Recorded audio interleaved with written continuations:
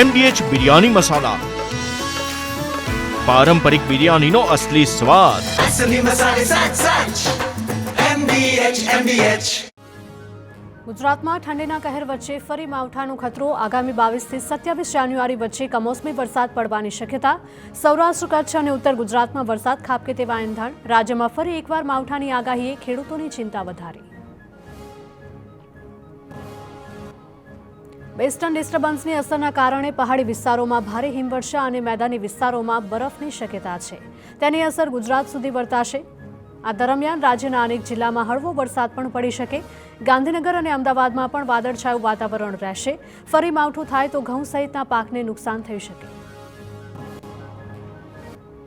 રાજકોટ જિલ્લામાં ઠંડીના ચમકારા વચ્ચે ગાઢ ધુમ્મસની ચાદર પથરાઈ. જેતપુર પોરબંદર હાઈવે પર હિલ સ્ટેશન જેવા દ્રશ્યો જોવા મળ્યા. વિઝિબિલિટી ઘટતા વાહન ચાલકો મુશ્કેલીમાં મુકાયા. જેતપુર, પેઢલા, મંડલિકપુર, ગુંદાળા તેમજ ધોરાજી સહિતના હાઈવે પર આ જ પ્રકારે ગાઢ ધુમ્મસના દ્રશ્યો જોવા મળ્યા હતા. કચ્છના ખાવડામાં શનિવારે મોડી રાત્રે 1:22 4.1ની તીવ્રતાનો ભૂકંપ નોંધાયો.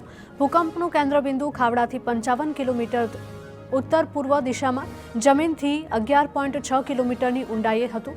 ભૂકંપની તીવ્રતા વધુ હોવાથી ખાવડા તેમજ આસપાસના વિસ્તારમાં કંપન અનુભવાયા હતા. સદનસીબે હજુ સુધી કોઈ જાનહાનિ કે નુકસાનના સમાચાર નથી.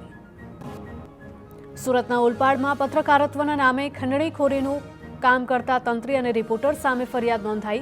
આરોપીઓએ ફરિયાદીનો દારૂ વેચાણનો વિડીયો બનાવી તેને વાયરલ કરવાની ધમકી આપી હતી.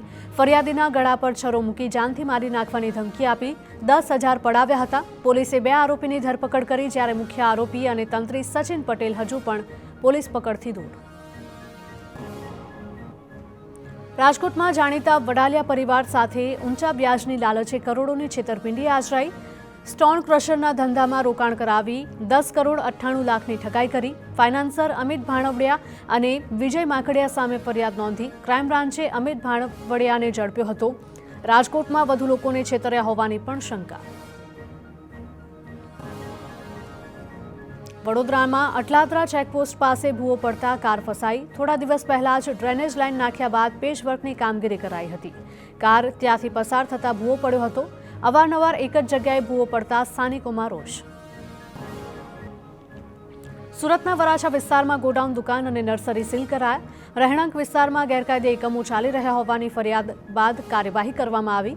અધિકારીઓએ ફરિયાદને આધારે એકમોને તાત્કાલિક સીલ કર્યા. ગોડાઉન, નર્સરી અને દુકાનની પરવાનગી પર ઉઠ્યા સવાલો.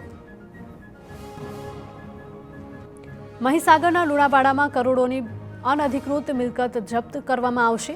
લુણાવાડા ગોધરા હાઈવે પર સરકારી જમીન પર થયેલા બાંધકામ સામે કાર્યવાહી. સરકારી જમીન પચાવી પાડનારાઓને કલેક્ટરે આપ્યું અલ્ટિમેટમ. 7 દિવસમાં મિલકતોનો કબજો મેળવવા કલેક્ટરનો આદેશ. MDH કિચન કિંગ મસાલા રસોડામાં હોય તો આપણે કંઈ પણ બનાવી શકીએ છીએ. રીંગણાનો ઓળો, બટેટા ફુલાવર, ભીંડી મસાલા અને બીજું ઘણું બધું. MDH